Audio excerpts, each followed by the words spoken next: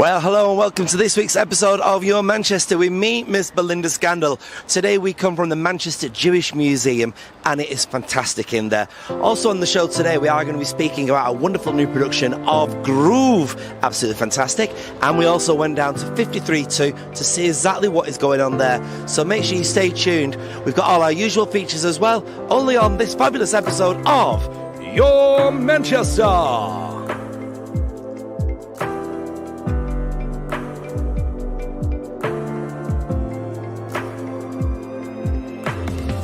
Well, like I say, today we are here at the Manchester Jewish Museum. It's just had a massive invigoration of money and it's also got an absolute plethora of things to see in here. So let's go and check it out. So we're walking into the synagogue and up here is what's called the Tebah or the Bimah, and that's where the person leading the service would stand, whether it's the rabbi or the chazan, and they would lead the service from up there. And the men would sit down here on either side and the ladies would sit up there in the ladies gallery on either side as well. Wow, and has that changed at all? Well, it depends what sector of Judaism you follow, but in a Orthodox setting, the men would always sit downstairs and the ladies would sit upstairs, or if not, they would sit at the back behind a curtain. Wow. And men and women are always separated in Orthodox, but in Reform synagogues, men and women sit together, so it just depends what synagogue it is. There's a lot to learn about this beautiful religion, isn't there? Yeah. It's a very complex, multifaceted religion, and that's something that we teach here as well, that not every Jewish person looks the same or acts the same, but there's many stories here about lots of different Manchester Jews. It's fantastic. Let's have a sit over here. Yeah. So here we are, everybody, in this beautiful place. Where are we at the moment? We're in the original synagogue, so this is nearly 150 years old, and it's the oldest surviving synagogue in Manchester.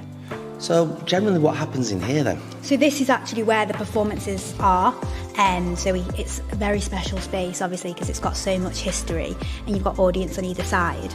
And so unless there's something going on in our learning studio or our cafe, the performances, the events, the Synagogue Nights season will be in here. So what is Synagogue Nights then? So Synagogue Nights happens twice a year. We have it in autumn and spring, and it's a season of events, performances, live stuff for people to come and enjoy. So we're really excited about our autumn season that we've just announced. Yeah, what's on it? So we've got 5 events happening on autumn, and they range from live jazz. We've got Emma Smith, who's well, in my opinion and other people's opinion, has one of the most amazing contemporary jazz voices in the UK. She's performed with Michael Bublé. She's performed at the O2. So she's a really big name, really substantial name in the jazz scene. So she's coming in November. We've also got a one-woman show called Pickle coming, which is a contemporary comedy piece about a young woman who's living in London and navigating that life of being a Jewish young woman, but also having that secular life and dating. We've got a mix of stuff. Then we've got a quartet coming who are affiliated with Manchester University, the University of Manchester, and they're, again, quite a big name in that industry. So they're coming in December. So it ranges from October to December, and we've got lots coming up. So everything that we programme here relates to our collection and our gallery. So this season's on identity. So we've got 3 pillars of our collection. It's journeys, community and identity.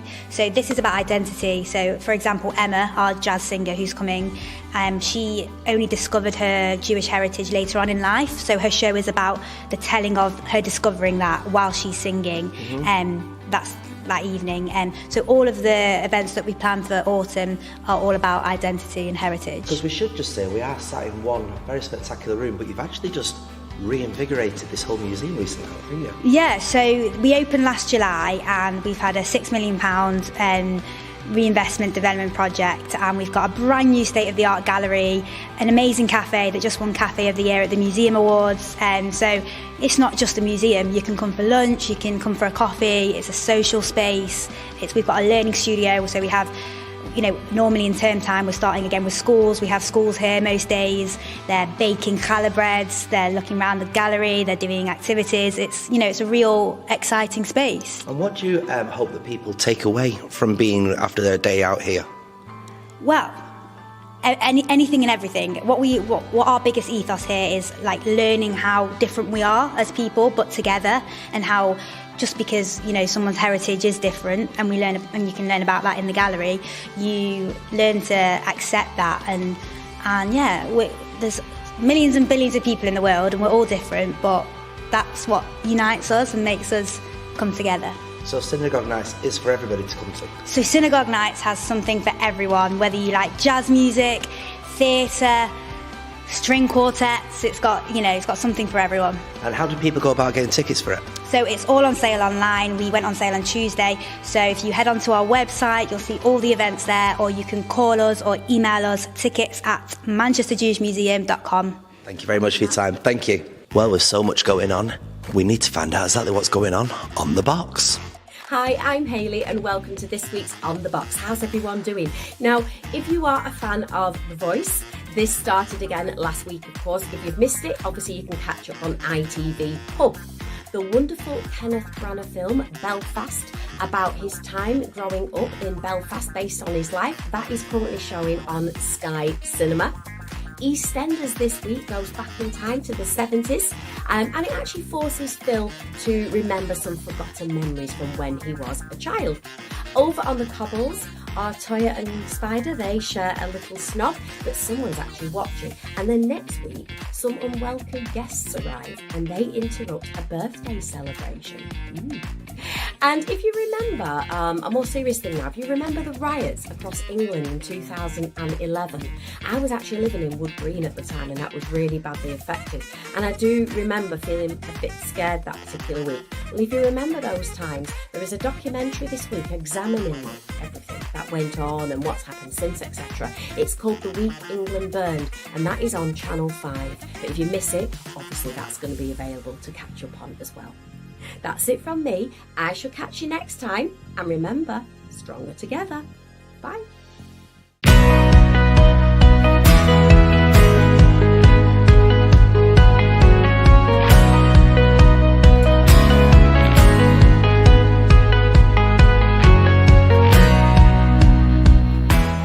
And joining us now is Jacob Seelishan. Welcome to the show, Jacob. How are you?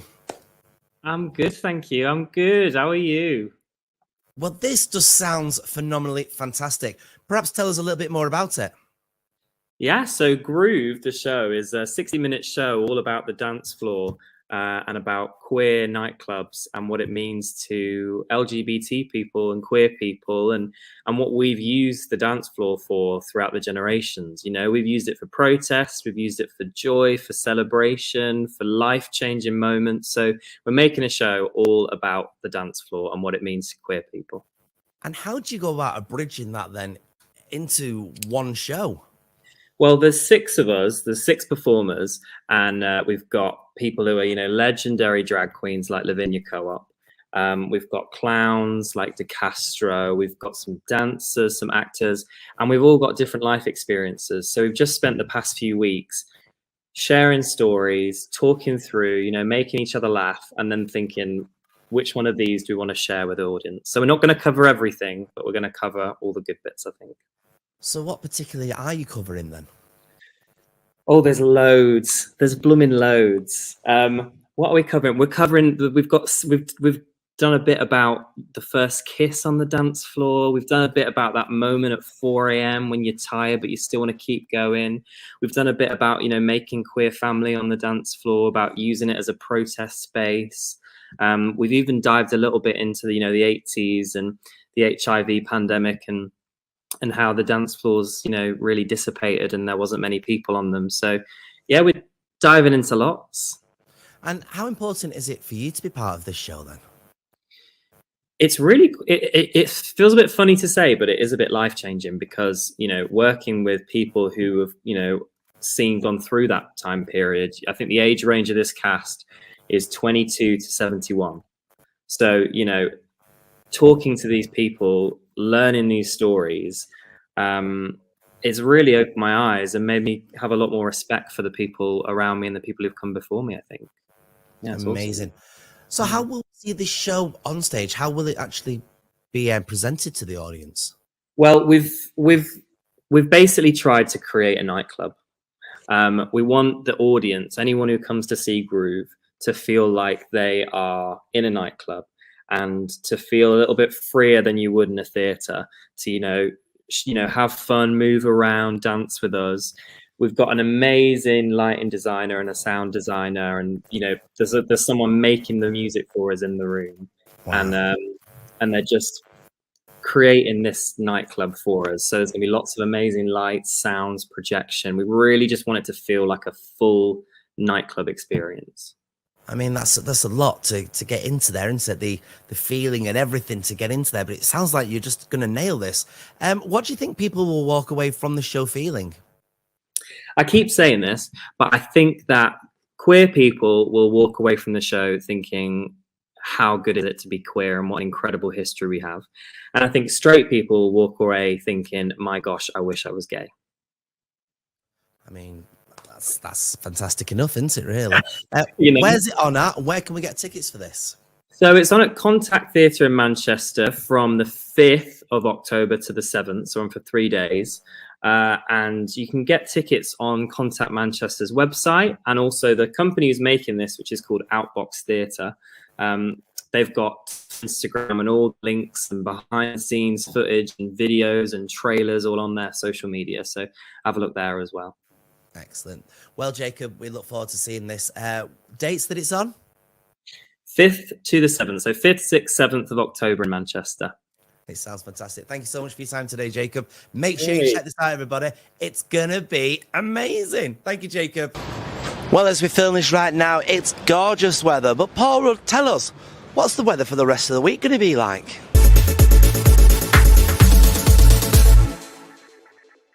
Good evening and welcome to this week's weather for your Manchester. Here are the details. Take a look.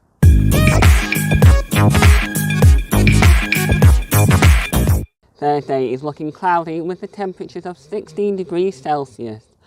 Friday is looking sunny and cloudy with the temperatures of 15 degrees Celsius. And as we head into the weekend's weather right now, Saturday is looking cloudy with the temperatures of 16 degrees Celsius, and Sunday is looking cloudy with the temperatures of 15 degrees Celsius. So it's getting colder, wrap up warm. Okay, time to go back to the studio right now for this week's episode of Your Manchester.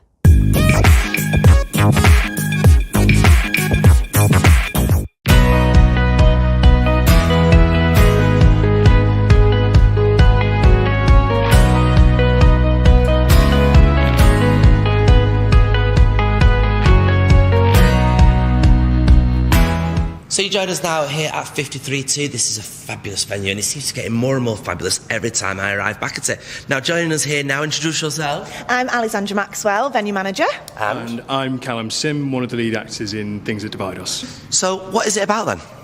So Things That Divide Us is a very relevant play to at least Britain today and your modern average person going through life. It's about our two characters, Kitty and David, their personal experiences, their connections between one another, and it's also about their connections to the refugees over in Calais and their experiences coming from all across the world trying to get into the UK just to find some semblance of solace or a new life, a better experience from what they've had before. A lot of the time I feel like we have a lot of preconceptions built into us about foreigners and immigrants coming into this country, but the play really breaks down those barriers and it climbs over it all to see that actually there's nothing different between them and us, and finding that the characters expose themselves to their own vulnerabilities, to each other's vulnerabilities. They find something in themselves that they've always been missing, and they find a compassion that I think everyone in Britain could do with a little dose of. So how are we seeing this performed then on the stage? So it's a two-hander. It's mostly set within the working warehouse of the Calais camp. You'll see us moving between different environments within the play, but it'll mostly be fairly stationary in terms of the actual setting. It's quite a serious message, isn't it? But it's filled with humour, obviously, to make it light, and it's very, very funny. These two are having so much fun in rehearsals. We aren't are, yeah. Well, we might just get through the play. So this is obviously being brought to your venue then, and it's the first show that's going to be performed within this massive film theatre. It is. So it's a big double whammy for us because it's the first show that we're producing as 53.2, so that's a big for us. But also the first show in this space as a whole. So since we opened, we had the pop-up space, which we've had some fab shows in. But now, we've had it, well, we are having it currently refurbed, and it will be the full shebang for the first time. So it will be 150 seats. But for this, it's what, 60-70? 70 for the first show. Brilliant. So what's the idea behind having this venue then? What do you intend to do with it? Shows. No, it'll be an art space. So it's a versatile, very much like the old venue where we had weddings. I mean, we even had wrestling at the last venue. We won't be having wrestling at this one. But weddings, art, anything art related, creative, exhibitions, a lot of shows, obviously. But it's a party space as well. And I mean, you're going to be going down in history as being the first person and group to perform within there. How does that make you feel? Well, there's a lot of pressure, isn't there? No, good. I'm really proud. I've known Alex and Simon for a long time now, and to be directed by Simon, the writer Josh Chandos is fantastic. The other actress Beth is incredible, like Alex said, incredibly funny. So I'm very optimistic and I'm very proud to do it. Sounds like it's really fantastic. What else is going on here at 53.2 currently? So we've now, obviously, this is the start of the autumn-winter programme. So we've got this on for the next 2 weeks, starting on the 13th of September. And then the infamous JB Shorts are obviously coming in October, the 11th to the 22nd. And then we've got a Halloween show with Switch, our associate artists. And then Christmas, so we've got a lot of Christmas parties, Christmas shows. And then that'll take us up to the end of the year. And the most important question is, are you enjoying it? Loving it, obviously. It's, we opened in lockdown. A year in, just over. It's still, learning what's working, what's not. But overall, the team's great. The staff here are incredible. And we're doing, it's just a laugh at work, really. You can't not. And now we're getting to put our own shows on. Which is amazing. Now, if people want to get tickets for this show, how do they go about doing that? So you can head online to 53.2's website. We do have tickets available for previews, and then obviously from the 15th onwards to, I believe, the 1st of October, we have shows running, which you can buy tickets there. Yeah, if you literally just go to the website and then go to what's on, it'll be on there. And we also have the 17th and 29th of September are BSL interpreted. Brilliant. It's all fantastic. Make sure you check it out here at 53.2. Well, there we go, everybody. We did promise you a fantastic episode, and I hope that's what we've delivered. Thanks very much for watching this week's episode, and make sure you tune in next week for another fantastica one. Yes, that's a word, and I'm going to use it only on Your Manchester.